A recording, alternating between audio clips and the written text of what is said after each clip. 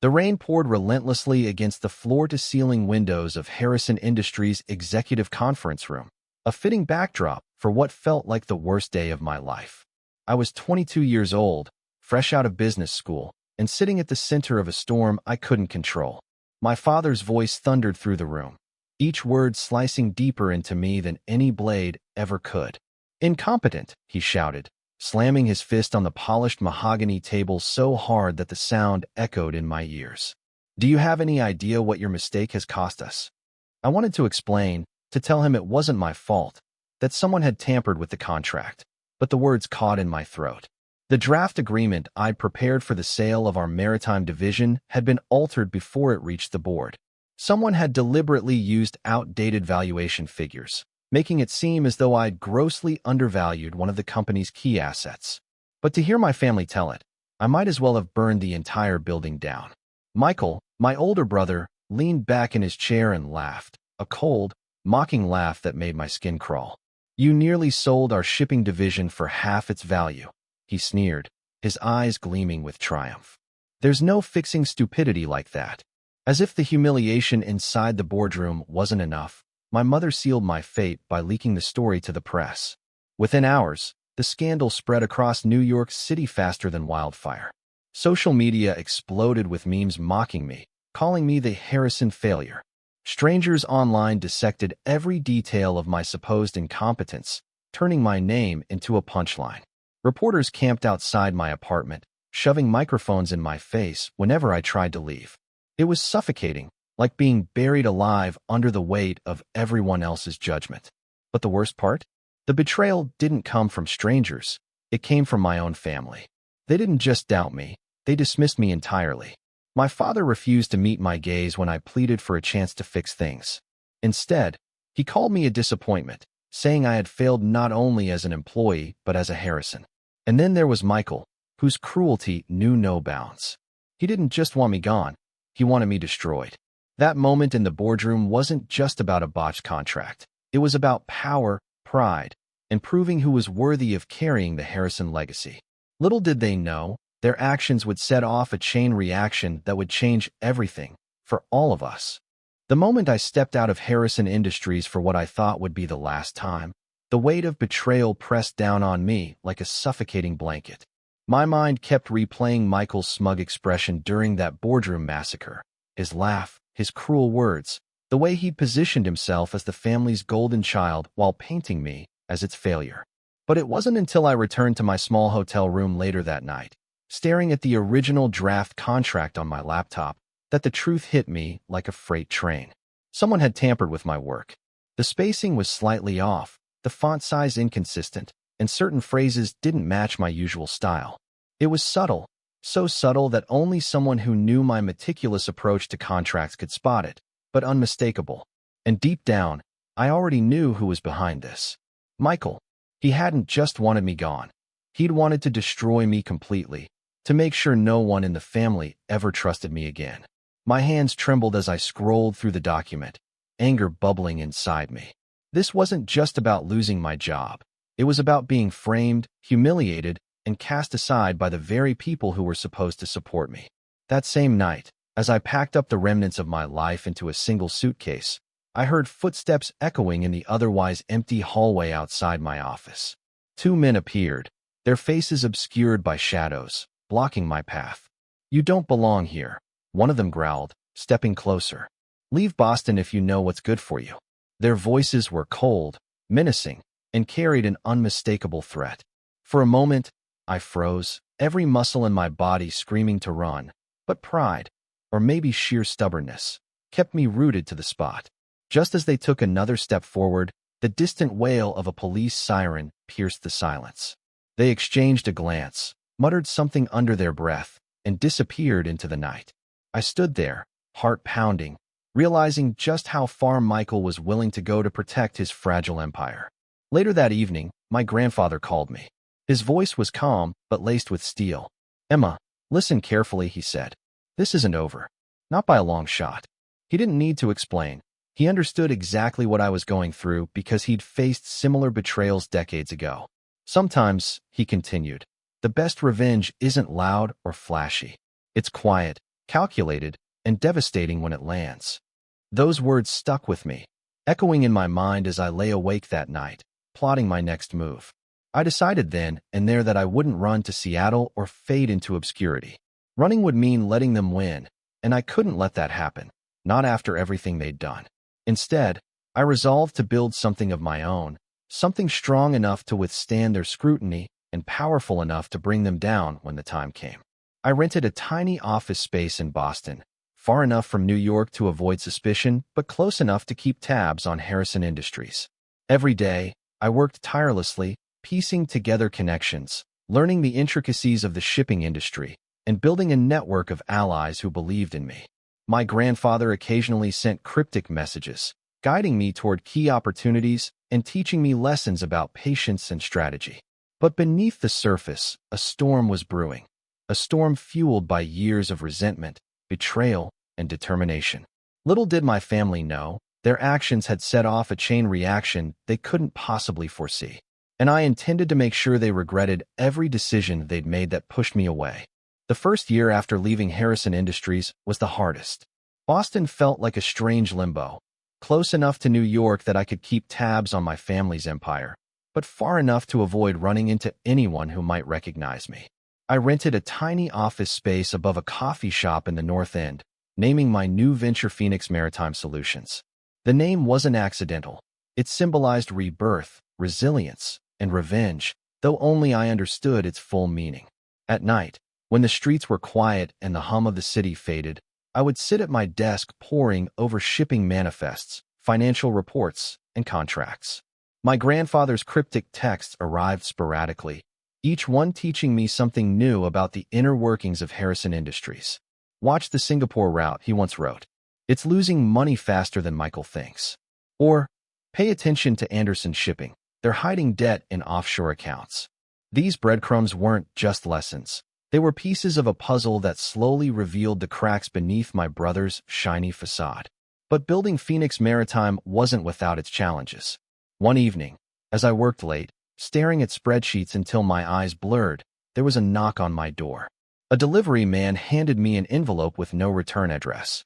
Inside was a photograph of me and my grandfather sitting at a corner table in a small cafe near Harvard Square, a place we used to meet secretly during those early days after my firing. On the back of the photo, written in jagged handwriting, were the words, "Your plan will never succeed." My heart raced. Someone had been watching us all along. Was it Michael? Or someone else entirely? The threat lingered in my mind for weeks, making every shadow outside my window feel heavier, every unfamiliar face more suspicious. Just as I began to settle into a rhythm, disaster struck. One of our largest partners, Atlantic Logistics, declared bankruptcy overnight, leaving Phoenix Maritime saddled with millions in unpaid invoices. It was catastrophic. Creditors called daily, demanding payment. Employees whispered nervously in the hallway, wondering if their jobs were safe. For the first time in years, I felt the same panic that had gripped me in that boardroom a decade earlier. I considered calling my grandfather for advice, but then remembered his words from years ago. Sometimes, survival means finding allies where you least expect them. That ally turned out to be Margaret Hensley, an old friend of my grandfather's and a retired shipping magnate. She reached out unexpectedly after reading about Atlantic Logistics' collapse in the news. Over tea in her Beacon Hill townhouse, she listened intently as I explained the situation. When I finished, she leaned back in her chair, studying me with sharp, knowing eyes. "Thomas always said you were special," she murmured. Then, without hesitation, she offered me a lifeline, a low-interest loan through one of her private investment funds. It came with conditions, of course, transparency, accountability, and a promise to use the funds wisely. I accepted gratefully, vowing not to let her, or my grandfather, down. The crisis taught me two things. First, even in the darkest moments, help can come from unexpected places. And second, Michael's arrogance wasn't just a personal flaw. It was a systemic weakness within Harrison Industries. Every misstep he made created opportunities for people like me to step in and fill the void. By the end of the 5th year, Phoenix Maritime had grown into a respected name in the industry, known for solving problems others couldn't. But behind every success was a reminder of why I started this journey: to reclaim what was taken from me and ensure no one could ever take it away again. For 10 years, Emma worked tirelessly to build Phoenix Maritime Solutions into a trusted maritime consulting firm. She poured all her efforts into learning, expanding her network, and most importantly, gathering secret information about Harrison Industries under the guidance of her grandfather, Thomas. The messages and documents he sent not only helped her understand the weaknesses of the family business, but also taught her profound lessons about business strategy. However, Thomas's health began to decline significantly. During their final meetings, he often reminded Emma about the importance of timing. One cold, rainy afternoon at the small cafe where they usually met, he took her hand and said, "Emma, you must remember that sometimes the greatest victory doesn't come from acting first, but from waiting for the perfect moment." He also hinted that a major plan was being prepared, though it wasn't time to reveal it yet. Emma sensed that he was trying to protect her by keeping certain details hidden. Still, she never imagined that this would be their final meeting. Just weeks later, Thomas passed away after suffering a stroke. His death left Emma heartbroken, but it also fueled her determination to continue the journey she had started a decade earlier. Before his passing, her grandfather had quietly arranged everything to ensure Emma could regain control of Harrison Industries. He didn't just leave behind an emotional and intellectual legacy. He also organized a series of crucial legal documents, including evidence of Michael's forgery of the original contract and the inheritance of controlling shares in the company. All of these were designed to activate at the right moment, when Emma was ready to confront her family and reclaim what was rightfully hers. Following her grandfather's sudden death, Emma entered the most challenging phase of her journey. At the will reading, Mr. Caldwell revealed a series of documents that Thomas had meticulously prepared during his final years. It turned out that her grandfather had not only been supporting her from afar, but had also acted as the master architect of her revenge plan. The will not only transferred full control of Harrison Industries to Emma, but also included evidence of Michael's forgery of the contract from 10 years ago. This explained why her grandfather had always emphasized the importance of timing and patience. He wanted to ensure that Emma wouldn't just reclaim the company, but also expose the truth to the entire board of directors. Emma stood up in the conference room, looking directly into the eyes of each family member, and realized that everything her grandfather had done was for this purpose, to turn her initial failure into a final victory. This wasn't just his legacy, it was his final gift to her, an opportunity to correct the mistakes of the past and build a future on her own terms. The morning of the will reading was unlike any other. I arrived at Caldwell & Associates law firm dressed in a charcoal gray suit, my every step calculated to project confidence. As I walked through the conference room doors, the air seemed to crackle with tension. Michael sat at the head of the table, his usual smug demeanor replaced by an uneasy fidgeting. My parents flanked him like royal advisors, their faces masks of forced composure. The board members filled the remaining seats, each one avoiding eye contact with me as if I were a ghost from their collective past. Mr. Caldwell, my grandfather's trusted attorney for over 4 decades, began the proceedings with his usual precision. "Before we begin," he said, adjusting his glasses, "Thomas left explicit instructions regarding the order in which this will should be read." Michael rolled his eyes. "Can we just get on with it?" he snapped. "Some of us have a company to run." I bit back a smile. Soon enough, his arrogance would crumble. The first few items passed uneventfully. Family heirlooms distributed here, charitable donations there. But when Mr. Caldwell reached the section concerning Harrison Industries, the room grew deathly silent. "To my grandson Michael," he read, "I leave these words of wisdom. Power without understanding is like a ship without a rudder. You sought control, but never learned why our company worked. You chased growth without appreciating the foundation that supported it. And most tragically, you betrayed your own sister to advance yourself." Michael shot up from his chair, his face red with fury. "This is ridiculous." But Mr. Caldwell raised a hand, silencing him. "There's more." From his briefcase, he pulled out 2 documents. The original maritime contract I had prepared 10 years ago, and a forensic analysis proving Michael's tampering. 10 years ago, Mr. Caldwell continued, a contract was deliberately altered to discredit Emma Harrison and force her removal from the company. Here is the original document, along with evidence identifying who made those changes. My father's face turned a sickly shade of purple. That's ancient history, he stammered. But Mr. Caldwell pressed on. Furthermore, the original contract contained Clause 23.4, which grants the original signatory, Emma, first right of refusal over all Pacific Rim shipping routes and associated infrastructure in the event of division restructuring. Michael scoffed. We're not restructuring the maritime division. I stood slowly, pulling out my phone. Actually, I said, displaying the morning stock alerts, you are. The Singapore deal you announced last week, the one meant to save the company from the debt you've accumulated, can't happen without restructuring the shipping operations. Which means, I paused for effect, letting the weight of my words sink in. You need my approval? And you won't get it. Pandemonium erupted. Board members scrambled for their phones, likely calling their lawyers.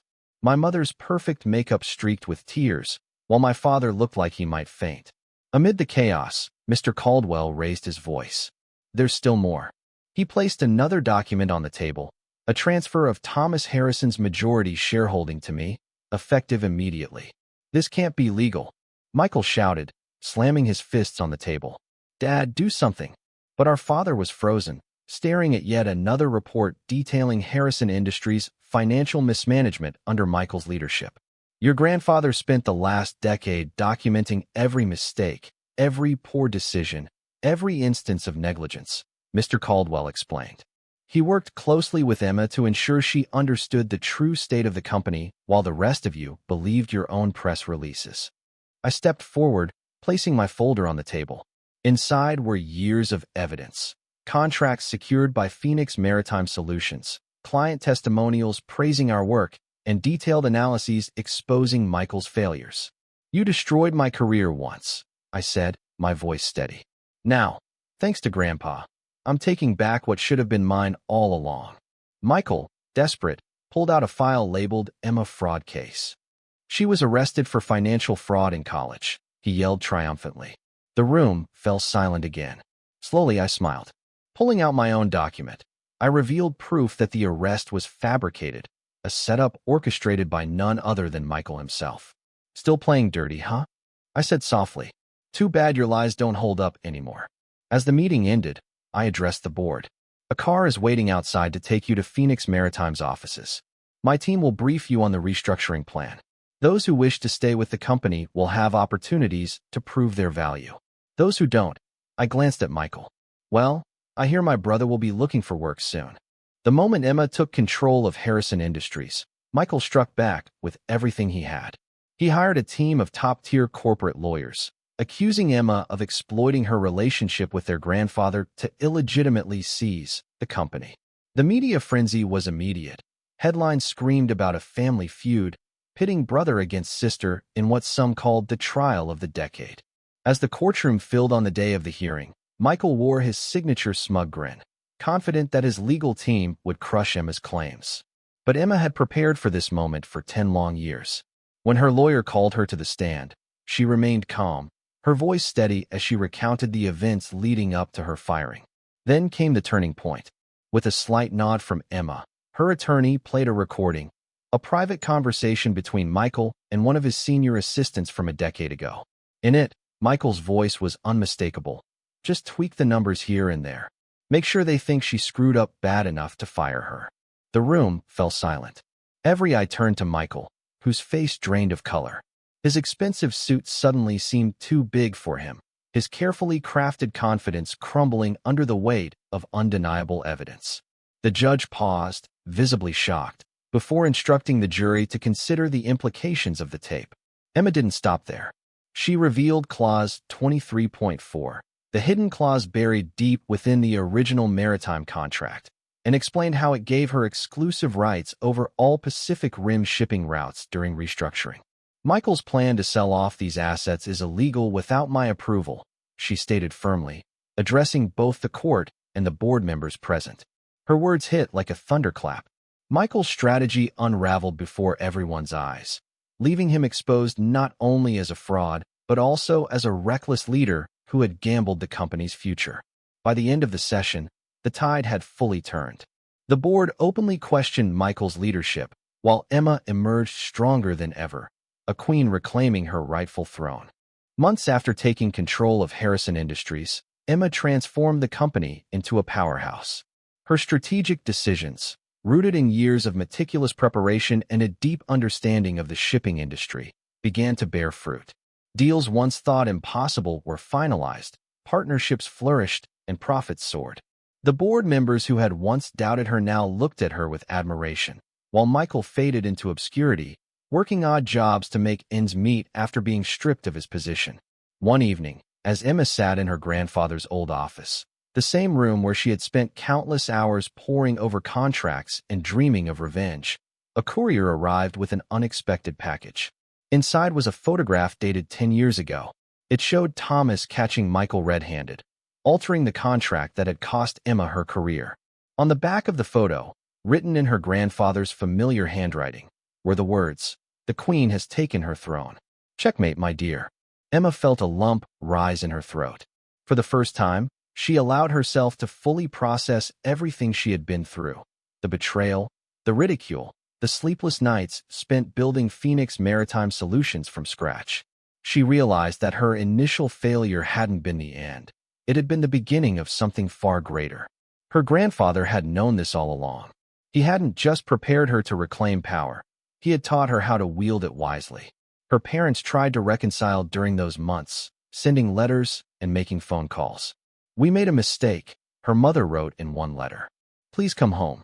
But Emma refused every attempt. Forgiveness wasn't something she could offer, not yet. Their betrayal ran too deep, their loyalty to Michael too blind. Instead, she focused on rebuilding not just the company, but also its values. Under her leadership, Harrison Industries adopted ethical practices, prioritized employee well-being, and invested in sustainable technologies. The business world took notice, hailing her as a visionary leader. Standing by the window one night, gazing out at the glittering skyline of New York City, Emma reflected on her journey. 10 years ago, she had been cast aside like a broken tool, humiliated and discarded by the very people who should have supported her. Now, she stood at the pinnacle of success, not because she sought revenge, but because she had learned to turn adversity into strength. Sometimes, she whispered to herself, failure isn't the opposite of victory. Sometimes, it's just victory in disguise. Emma's journey wasn't just about reclaiming a company. It was about proving that true strength lies in resilience, patience, and the wisdom to wield power responsibly. Her family had dismissed her as weak, incapable of handling the pressures of leadership. Yet, it was their own greed and short-sightedness that exposed the cracks in their empire.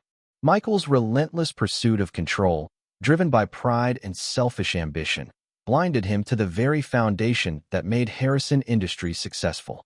He chased quick wins, leveraged assets without understanding their true value, and betrayed his own sister to secure his position, all while ignoring the long-term consequences of his actions. In contrast, Emma spent 10 years building something real. She didn't seek shortcuts or rely on inherited privilege. Instead, she earned trust, forged alliances, and created solutions where others saw only problems. Her quiet determination became her greatest weapon, turning what seemed like failure into an opportunity for growth. When she finally revealed Clause 23.4 during the board meeting, it wasn't just a legal maneuver. It was a testament to her grandfather's teachings. Power doesn't come from titles or theatrics. It comes from understanding. The irony of it all was unmistakable. The same contract they used to destroy her career became the tool she used to dismantle their flawed system. True leadership, as Emma demonstrated, isn't about seizing power at any cost. It's about earning it through integrity, foresight, and the courage to face adversity head-on. As she stood in her grandfather's office overlooking the city, Emma reflected on this lesson. True leadership, she whispered to herself, echoing her grandfather's words, isn't about who can grab power fastest. It's about who can wield it wisely. Her story served as both a warning and an inspiration, a reminder that success built on deception will eventually crumble, but perseverance rooted in purpose can change the course of history.